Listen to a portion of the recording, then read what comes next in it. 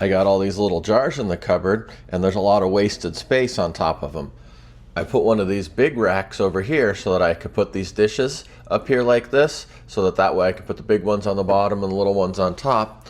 But that rack's too big to fit down on the bottom shelf, so I got some little racks. I got a 4-pack of these small racks, so I can just put these on the bottom shelf. Go ahead and make some room for it.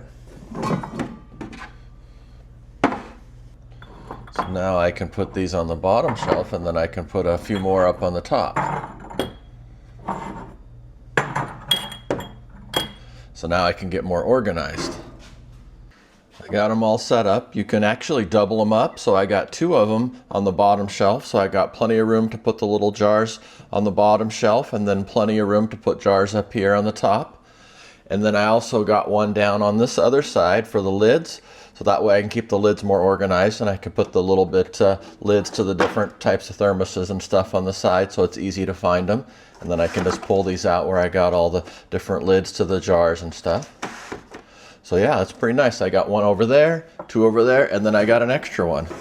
So yeah, these are pretty nice little stackers for your shelves. Look at that. Pretty nice.